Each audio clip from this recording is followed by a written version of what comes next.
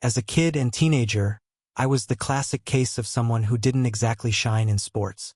Sure, I tried my hand at cross-country, but let's just say my efforts didn't earn me any trophies, or even much respect from the other athletes. Academically, I hovered around average, convinced that both my intelligence and drive were pretty middle of the road. My social circle was modest. Some guy friends, a few girls, nothing extraordinary. I lived with my family in a typical suburban house.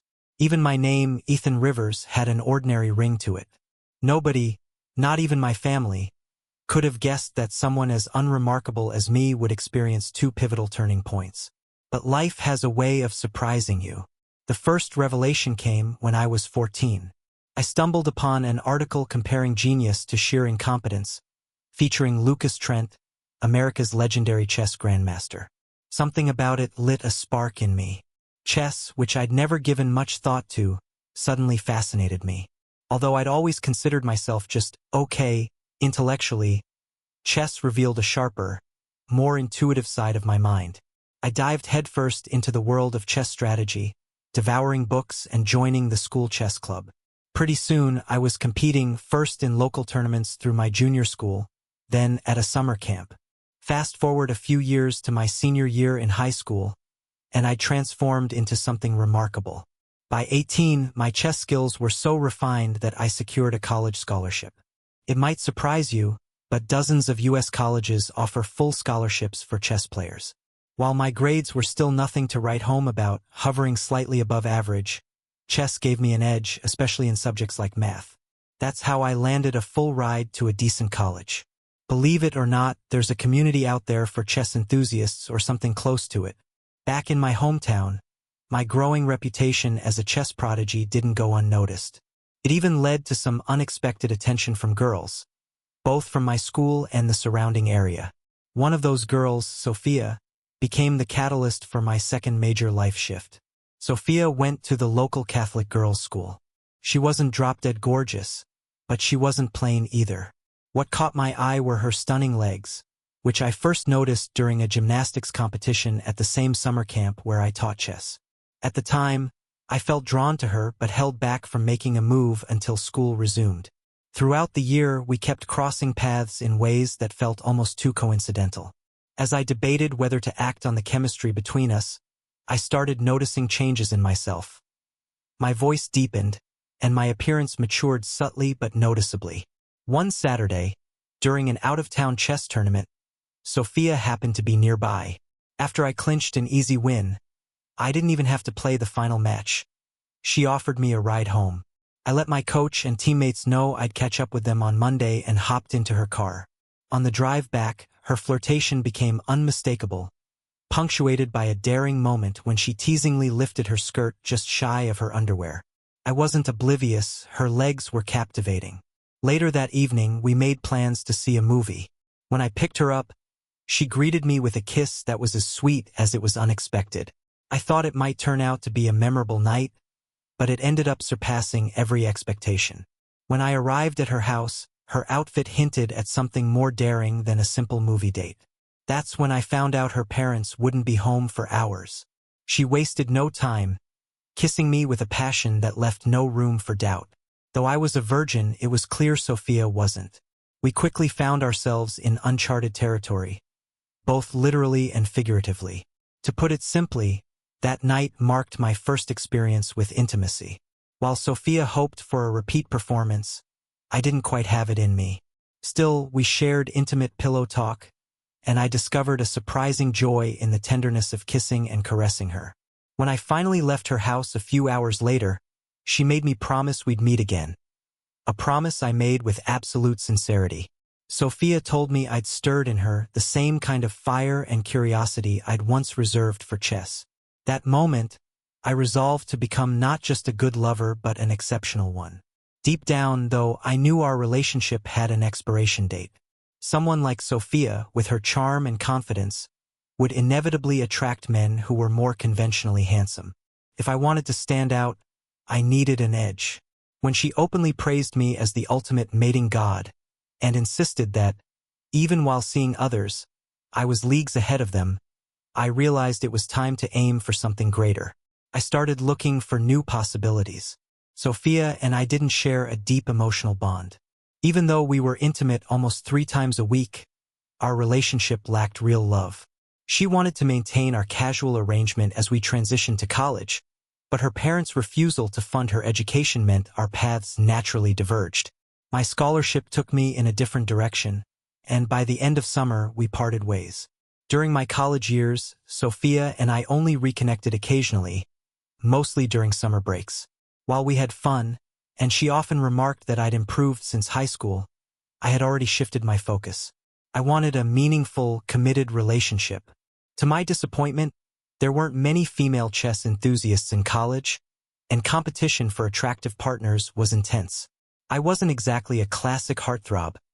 I didn't have chiseled muscles, striking looks, wealth, or magnetic charm. So, I relied on my drive and ambition to stand out.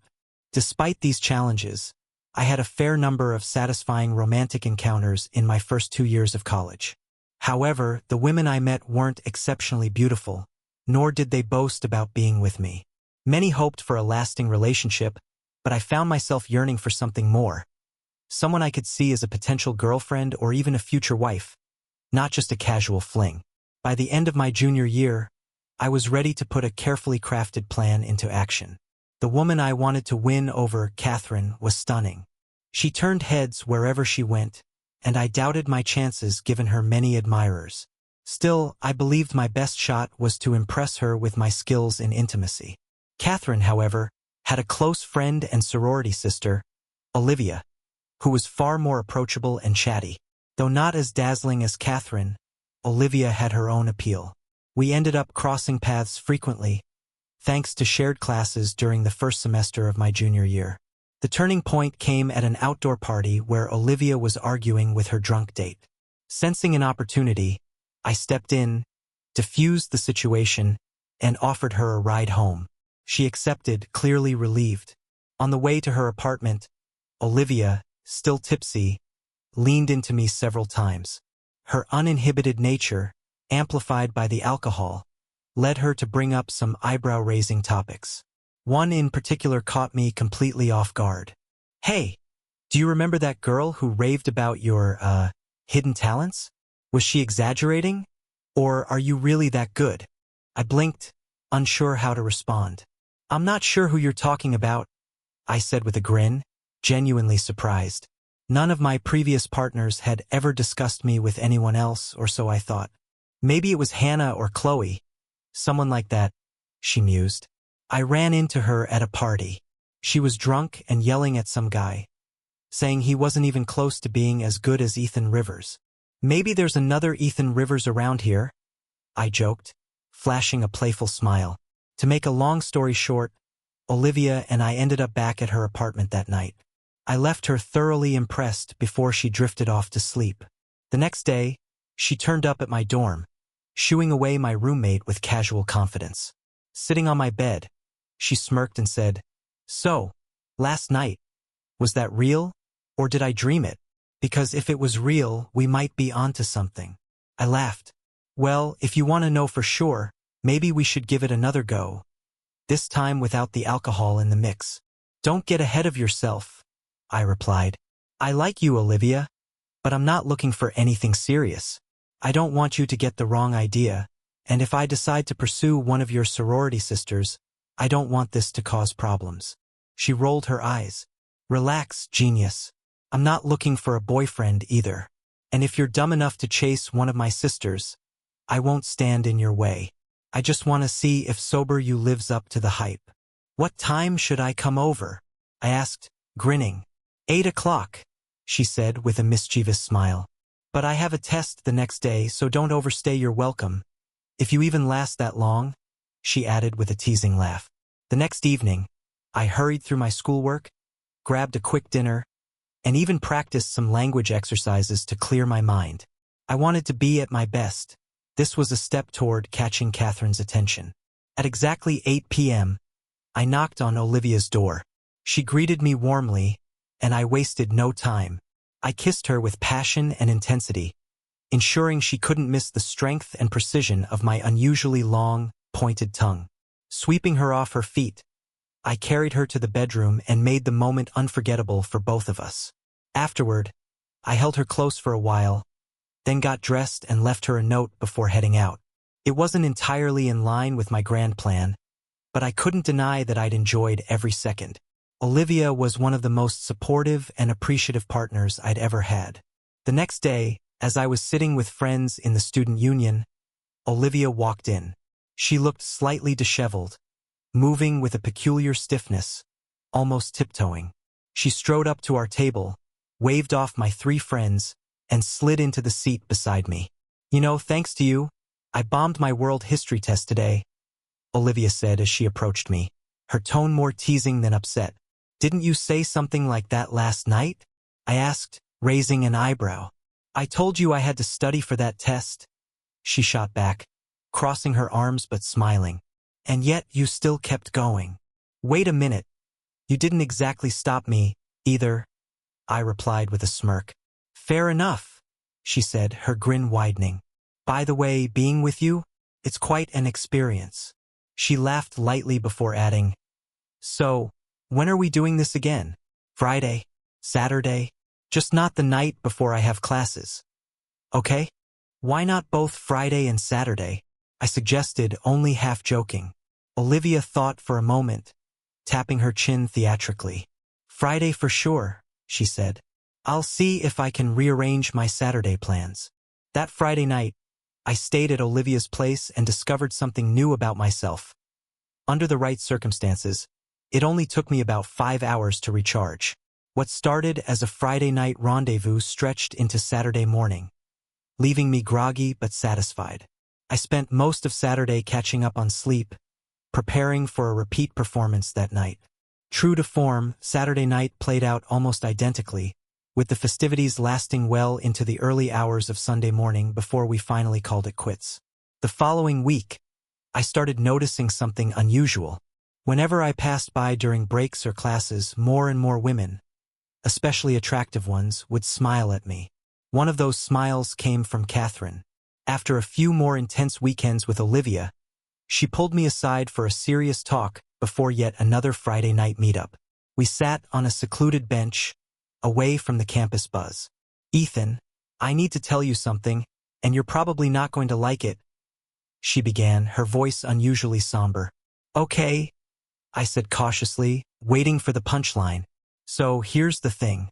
Ever since we started, spending time together, I've been so distracted that I'm getting B's this semester, for the first time in my life." I blinked, genuinely surprised. "Wait, you've never gotten a B before? Not even in college?" "Not ever," she said, shaking her head. "Despite my social tendencies, I've always been a top student. I'm aiming to graduate with honors, and I can't afford to let my grades slip. So I need to cut back on our activities. Just a couple more sessions, and that's it until I've got my grades back on track in world history and astronomy." Ich stared her, impressed. "You're taking astronomy? Isn't that one of the hardest classes in liberal arts?" "Yeah, and I plan to ace it," she said firmly. "Well, since we're being honest," I began, leaning forward, "there's something I want too. I want a relationship with Catherine Walsh, and I need your help to make it happen. If you help me, I'll agree to 2 more dates, your choice of time and place. Otherwise, we're done now." Olivia looked at me, her eyes narrowing playfully. "Wow, extortion much?" "Not extortion," I corrected with a sly grin. "Negotiation." 5 days later, we met on the same bench. "You've really messed with my life, you idiot," she grumbled, though her mock annoyance was easy to read. "Like this," I teased, my grin widening. "Listen," she huffed, "I've set you up with a date with Catherine. It cost me my pride and possibly my conscience, but it's done." "How?" I asked, genuinely curious. "I caused a little trouble between her and that moron football player she's been dating. Then I told her that you've worn me out so much that, if she ever wants to have an incredible time, she should go out with you. And how exactly am I supposed to ask her out of the blue? I don't want to blow this." "I already handled that," Olivia replied smugly. "I told her you and I have plans to attend an off-campus dance party on Saturday night. When you come to pick me up at the sorority house, I'll fake a family emergency. Catherine will be nearby, and if you look disappointed enough, she'll offer to go in my place. Oh, and here are your tickets. You're something else, I said, shaking my head in disbelief as she handed me 2 tickets. I pocketed them and leaned in for a deep, appreciative kiss. Let me know when you're ready to be swept off your feet again, and I'll make it happen. You've already made my week, she said with a grin. But I still want 2 more 2-hour sessions with you. Deal? Deal, I laughed. That Saturday night, everything unfolded just as Olivia planned. She staged an emotional scene about a fabricated family emergency, and Catherine, dressed casually but looking effortlessly stunning, happened to be nearby. Are you really going to waste those expensive tickets? Catherine asked when I explained the situation. Not if you'd like to come, I said, trying to sound hopeful but not desperate. Catherine smiled. Let me go change. I'll be right back. In mere minutes, she returned, now dressed impeccably for the party. On the drive to the event, we fell into easy conversation. Catherine was every bit as intelligent and engaging as she was breathtaking. As we spoke, I couldn't help but feel I was on the cusp of something extraordinary. The dance itself was delightful. Catherine and I were both skilled dancers, effortlessly keeping up with the music as we mingled with friends and acquaintances. She wasn't drinking much, but by the end of the evening, she appeared tipsy. I suspected it was a performance rather than reality, a suspicion that was soon confirmed. As we returned to campus, Catherine unbuckled her seatbelt and leaned toward me. Ethan, she slurred dramatically, you wouldn't take advantage of a vulnerable, intoxicated girl, would you? I chuckled softly, meeting her gaze. Of course not, Catherine. Besides, even if I were the type, dorm logistics make it a non-starter. Good answer, she replied, her words laced with mock drunkenness. But you're not getting off that easy. Olivia left town on some family business and gave me her apartment key. Can we stop by? I promised idé feed her kat. I knew full well that Olivia didn't own a cat, but I played along. Sure, I said and steered us toward Olivia's place. When we arrived, Catherine fumbled with the key, unable to insert it into the lock. With a huff, she handed it to me. Your turn. I'm way too drunk for this. I unlocked the door, and she stumbled inside, wandering around the apartment calling out for the imaginary feline. After a moment, she accidentally bumped into me.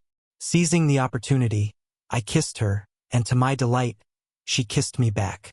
I'm helpless, she whispered between kisses, her voice soft and inviting. I can't resist you. Please, don't take advantage of me, she added, though her intentions were unmistakable. Lifting her into my arms, I carried her to Olivia's bed, already made up with fresh sheets. She melted into the moment as I kissed her deeply, and together, we shared a connection that felt utterly natural and exhilarating. In the quiet aftermath, as we lay side by side, a thought struck me. This had been the most fulfilling lovemaking experience of my life. Later, as I dropped her off at her sorority house, Catherine turned to me with a look of genuine warmth. That, she said with a contented sigh, was the best lovemaking experience of my life. Her words left me smiling. She went on to express her fondness for me and wondered aloud if there could be something more between us. I think there could be, I replied, my grin playful but sincere. Catherine laughed softly, cutting me off before I could elaborate. Pick me up at 7 on Tuesday, she said, referring to an upcoming student concert. And maybe, just maybe, we can see where this goes. She giggled as she closed the door, waved, and disappeared into the house. From that point on, my relationship with Catherine exceeded all expectations. By summer, we had shared intimate moments in 10 different locations on campus, spent 3 nights in motel rooms, and even had another evening at Olivia's apartment. True to my word, I fulfilled my promise to Olivia for 2 more encounters before graduation. Although I felt a pang of guilt for stepping outside my blossoming relationship with Catherine, we had never explicitly agreed to exclusivity. Olivia was as engaging and radiant as ever, and I made the most of our final moments together. At graduation, Olivia's success was undeniable.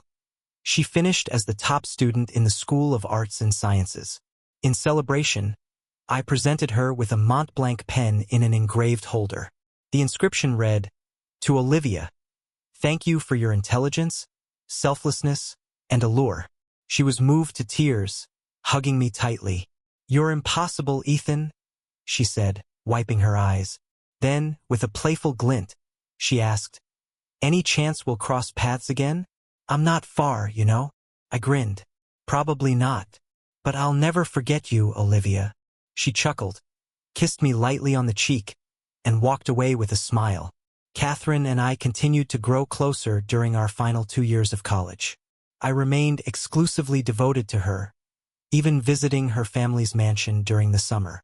It was a revelation. Her parents were extraordinarily wealthy, with a home that exuded opulence. Yet, for all their material generosity, they were emotionally distant, visiting her only once during her senior year. Their visit was brief but telling. Catherine hid my belongings to keep up appearances, introducing me as her boyfriend while they maintained an air of polite indifference. Though their aloofness stung, it was the only obstacle in an otherwise wonderful senior year for Catherine and me. Our closeness only grew stronger as we settled into life together. We professed our love daily, and our intimate connection remained vibrant, nearly a daily occurrence, except during her menstrual cycle.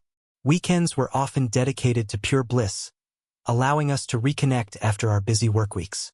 Still, a couple of quirks occasionally surfaced. For one, Catherine had a penchant for lavish spending, indulging in clothes, cosmetics, spa treatments, and anything else that caught her fancy, all with her parents' money. While it didn't directly affect me then, her indulgence sometimes felt excessive. Another issue arose when she had a drink or two. She would unabashedly boast to her friends about my prowess in bed. While I appreciated her enthusiasm, I couldn't help but worry that it might spark questions about why someone as stunning as her would choose a guy like me, who might be considered out of her league. When I expressed my discomfort, Catherine reassured me it wasn't about comparing me to anyone else. Still, her candidness led to curious glances from her friends, which made me self-conscious. Our relationship naturally evolved, and 2 months after graduating, we got married. It was a modest civil ceremony, as her parents refused to participate. They viewed me as beneath her, largely because I lacked significant wealth and rejected their attempts to pair her with affluent suitors. Thankfully, her brothers attended. Zachary was warm and supportive, while Jonathan seemed less at ease with the whole affair. Catherine admitted she had never prioritized building emotional bonds with her parents, though she acknowledged how hard it might be to let go of the financial comforts their wealth had provided. When they cut her off financially after our wedding, she took it in stride. "I've got a decade's worth of stylish clothes," she said with a shrug. "And I don't need anything new," I added with a grin. She sighed, chuckled, and leaned closer. "Good, because I plan to spend a lot of time not wearing clothes anyway." Our early married life was blissful. Over the first 3 years, our careers advanced steadily. We upgraded from a cozy apartment to a townhouse and cultivated a vibrant social circle. We both stayed active. I kept up with running and weightlifting while she became a regular at the gym.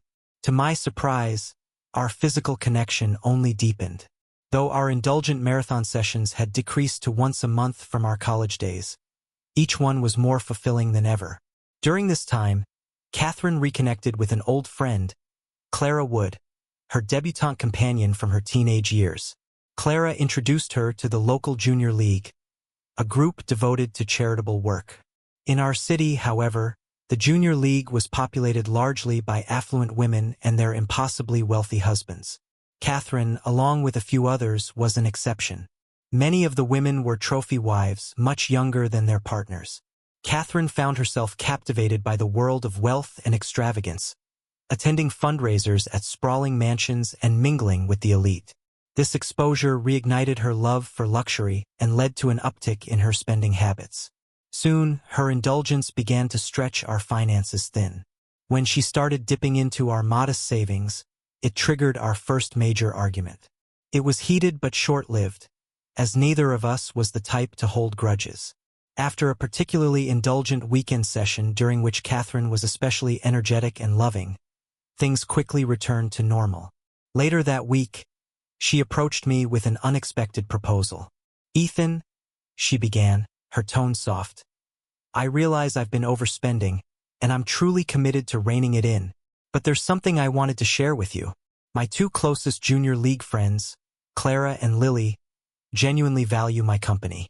They've offered to cover the costs of some of our outings, trips to New York, spa days, and similar activities. I wanted you to know so you wouldn't think I was being reckless by joining them." I raised an eyebrow. "What do they expect in return?" Catherine smiled sweetly and moved closer, peppering my neck, cheeks, and lips with soft kisses. "They just enjoy my friendship. That's all." "Is that really so hard to believe?" "I guess not," I admitted. "But what about their husbands? Won't they have a problem with their wives spending money on you?" Catherine laughed lightly. "Ethan, their husbands are incredibly wealthy. What they spend on me is a drop in the ocean to them. It's really not a big deal." I thought about it and realized she was right. From my interactions with Clara and Lily at junior league events, I knew their husbands were among the wealthiest people in the country, both ranked in the top 200. Their spending was likely inconsequential to men of their stature. "All right," I said with a nod. "No need to worry. Just be careful." She grinned and kissed me again. After our conversation, Catherine's financial habits no longer strained our relationship. However, something else began to shift. We started spending more time with Clara and Lily, sometimes with their husbands, sometimes without. The two women, especially Lily, became increasingly flirtatious toward me. What began as harmless teasing soon grew into something more overt, leaving me feeling both flattered and uneasy. Lily, in particular, was captivating.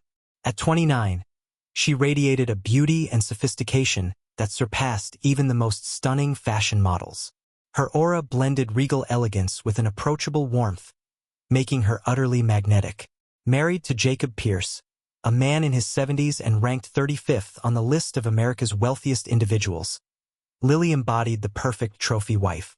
Despite her glamour, she maintained her appearance with tireless dedication, working out 5 days a week with a personal trainer. Beyond her striking looks, Lily was deeply compassionate. She channeled her energy into philanthropic efforts, championing causes like support for battered women, child poverty alleviation, and helping children with life-threatening illnesses. If a fundraiser fell short of its goal, Jacob often stepped in to cover the deficit, seemingly delighted by her happiness. Her generosity and charm were disarming, making it impossible not to admire her. Yet, admiration turned to discomfort after a particularly flirtatious exchange at a social event in a lavish mansion. Lily, feigning tipsiness, seemed to push boundaries. I realized it was time to address this with Catherine. The next morning, after a relaxed brunch and an intimate morning together, I decided to broach the topic while we sat on the patio. "Darling," I began, my tone serious, "there's something sensitive I need to talk to you about." Catherine looked up, smiling. "What is it, dear?" "I'll be direct. Lily Carter and Clara they've been acting a bit too familiar with me. I'm sure you've noticed some of their comments." Her smile widened, turning playful. "You must feel flattered." "Not entirely," I replied, trying to maintain my composure. She leaned back with a mischievous grin. "Considering Jacob isn't satisfying Lily in the bedroom and Clara's husband isn't much better, they're probably just enjoying your company." "Do you discuss their bedroom lives with them?" I asked, surprised. "Of course. Wealthy women always talk about these things," she said matter-of-factly. "Do you also discuss ours?" I asked hesitantly. "Naturally," she answered, her tone light. "I've told them how you fulfill me in ways no other man could." Her response left me speechless. "Do you tell them everything?" I managed. "Almost everything," she giggled, clearly amused by my discomfort. "What's their reaction?" I pressed. "They're fascinated. They envy me," Catherine said, her grin widening. I clenched my hands, trying to mask my unease. "I wish you wouldn't share those things," I said finally. "Why not? It stays between us. Besides, it brightens their day." She replied without a hint of shame. Are you intoxicated when you discuss our private life? I asked, desperate for some rationale. Sometimes, but not always. We talk about it during sober outings, 2 spa days, shopping trips. They live vicariously through me, and I'm happy to indulge them since they're so generous with me, she said, brushing off my concern. Noticing my distress, Catherine moved closer. She perched on my lap and kissed me softly. I wish you wouldn't do it again, I said between her kisses. On one hand, I don't want to offend them, but on the other, I'm only human. You know how attractive they are. Of course I understand, she said, stroking my cheek. Lily is probably the most beautiful woman I've ever seen, and Clara isn't far behind. But I trust you can handle it. With that, she knelt before me, her way of defusing the tension. I closed my eyes and, for the first time since meeting Catherine, imagined someone else. Lily. The realization left me unsettled, but I couldn't shake it. After that, the flirtations only escalated. Lily, in particular, grew bolder, making increasingly risque comments, even in front of Catherine. My wife, ever unbothered, simply smiled while I tried to keep my composure, perspiring under the weight of their attention. One Friday evening, events took an unexpected turn. Catherine and I were set to meet Lily and Jacob for the opening night of a play downtown. However, when I arrived, only Lily was present. She greeted me with a hug that lingered a bit too long, her perfume intoxicating. Before I could process her warmth, my phone rang. It was Catherine. Honey, bad news, she began. Zachary's wife just called. He's been in an accident. It's not life-threatening, but she needs help with the kids. I feel awful missing the performance. I'm sorry to hear that, love. How long do you think you'll be gone? I asked, knowing Zachary lived just 1 suburb away. Hopefully only a few hours, but I'm not sure. I'll miss you tonight, she said with a hint of sadness. Me too, I replied. Listen, if Lily or Jacob are nearby, let me hand them the phone. I passed my phone to Lily, who exchanged a series of empathetic phrases like, "We'll miss you," and "We'll take good care of him." When she returned the phone, hers began to ring. After a brief exchange, she handed it to me. "This is Jacob, Ethan," came a deep, authoritative voice. "Hello, Jacob. How are you?" I greeted, cautious. "Listen, Ethan, an important business deal just came up, and I need to take my jet to Paris within the hour. I won't be back until Sunday evening. I'm sorry to miss the show, but Lily really wants to go. Please join her, and take her to dinner afterward on me." A sense of déjà vu struck me, reminiscent of when Olivia maneuvered me into meeting Catherine. I grew suspicious but realized I was already in the thick of it. As we approached the theater, Lily spotted a pair of disheartened college students at the box office, clearly disappointed at missing the sold-out performance. She stopped, planted a quick kiss on my cheek, and approached them. Moments later, she handed them 2 tickets, leaving them overwhelmed with gratitude. Following her lead, the starstruck students followed us inside. I whispered to Lily, "You've probably made their year." She beamed, giving my bicep a playful squeeze. "I could do the same for you," she quipped, her voice dripping with innuendo. I blushed, my smile involuntary. The play's brilliant performances were somewhat overshadowed by Lily's constant physical proximity, her hand brushing mine, her whispers in my ear, her laugh a little too intimate. During intermission, we introduced ourselves to the young couple. The girl asked if I was Lily's husband, to which Lily, with a devilish grin, replied, "No, he's my lover." Her playful wink left me speechless. The young man, caught off guard, spat his drink through his nose. Laughter ensued, and I hastily changed the topic. Dinner afterward was no less surreal. Lily's flirtation intensified as her foot grazed my leg under the table and her hand lingered on my thigh. Her speech grew slurred from the wine, but her attention on me was unwavering. I barely touched my food, focusing instead on steering the conversation away from the unspoken tension. When I drove Lily home, she slumped in her seat, giggling and incoherent. Upon arriving at her sprawling mansion, I rang the doorbell but received no answer. She stirred slightly when I shook her arm. No one's home. The maid's off today, she mumbled, struggling to keep her eyes open. Do you have a key? I asked. In my clutch, she giggled, handing me the small bag. I found the key easily and helped her out of the car. Carrying her up the 10 grand steps to the ornate door was no small feat, but I managed. Once inside, I supported her as she stumbled, her heels clicking against the marble floor. Suddenly, she straightened, leaning against the closed door with surprising composure. She fished out her phone and tapped the screen with an oddly satisfied expression. What's going on? I asked, my nerves on edge. Your wife's about to call, she said, her tone light yet loaded with meaning. Almost on cue, my phone buzzed. Turning away from Lily, I answered. Unei, Katarina Grata Barmli. Zachary's wife needs me to stay until Sunday evening. They're overwhelmed, and I can't leave them hanging. I hope you don't mind. Love you, and I can't wait to see you then. Before I could respond, the call ended abruptly. Turning back to Lily, I found her standing bare except for her high heels and an opulent ruby and diamond necklace.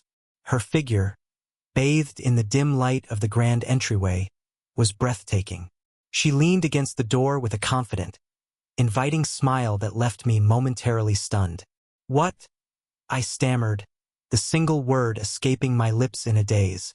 A sigh followed as Lily approached, her figure lithe and confident, her arms sliding around my neck as she pressed herself against me. I'm sorry to leave you in the dark, Ethan, she murmured, her voice warm and tinged with mischief. But Catherine orchestrated this. She planned everything. Her words struck like lightning, yet clarity slowly began to dawn. And Jacob? I asked hesitantly. Lily smiled softly, as if the question amused her. Jacob's always known. He understood from the beginning that he couldn't fulfill me in certain ways. As long as I'm discreet, the man's married, and he approves, he doesn't mind. His call to you? That was the green light. I see. My voice trailed off as I stared into her mesmerizing azure eyes, feeling an unwelcome mix of awe and disbelief. You're not going to be the first man to turn me down, are you, Ethan? She teased, leaning in. Before I could respond, her lips claimed mine, her tongue dancing with a fervor that sent my mind spinning. As we kissed, a storm of thoughts tumbled through my head. Catherine set this up, likely to fund her lavish lifestyle. This can't be real. Things like this don't happen in the real world. Yet here was Lily, breathtakingly beautiful, impossibly charming, and undeniably willing. When the kiss broke, her voice dropped to a sultry whisper. Let's go upstairs. I have plans for you. I laughed nervously, spinning her around playfully. One of her heels clattered to the floor in the process, and without thinking, I swept her into my arms. She squealed with delight as I carried her into the living room, where she sprawled across the luxurious sofa, looking like a goddess awaiting worship. That night, lines were crossed, boundaries shattered. I found myself succumbing to her charms, giving her everything she desired, and more. By the time the evening ended, Lily lay sprawled and delirious, unable to walk straight. I carried her upstairs and found what I presumed to be a guest bedroom, where I tucked her into bed before slipping away. The weekend passed in a haze. Lily, surprisingly, prepared dinner for us in the absence of household staff. We shared meals, conversation, and passion, but the weight of the situation clung to me. By Sunday evening, as I left her mansion, her parting words echoed in my ears. We'll keep in touch. Driving home, my thoughts swirled. I couldn't shake the sense that this arrangement, engineered by Catherine and sanctioned by Jacob, was changing me in ways I wasn't ready to confront. When I arrived, Catherine greeted me as if nothing unusual had happened. She kissed me enthusiastically, her face glowing with joy. She spoke briefly of Zachary's accident, expressed hope that I'd enjoyed the play, and asked whether Lily had a good time. She didn't pry further, and I didn't volunteer any details. The following week, Lily called me at work. Her voice was cheerful, her gratitude clear, and she hinted at planning another meeting soon. I chuckled uneasily, but the undertone of our conversation stayed with me long after the call ended. Over the next 2 weeks, I tried to broach the subject with Catherine, seeking clarity about what she truly wanted. Yet every attempt was deflected, either with affectionate distractions or by steering the conversation elsewhere. Our intimate life remained intense and fulfilling, but my mind remained restless. 2 more encounters with Lily followed in quick succession, though neither matched the intensity of that first weekend. In public, Lily was careful to tone down her flirtations, always maintaining a pleasant but unremarkable demeanor. Clara, however, grew bolder, even in Catherine's presence, and I began to see where that was leading. One evening, while tending to some tasks in the basement, the phone rang.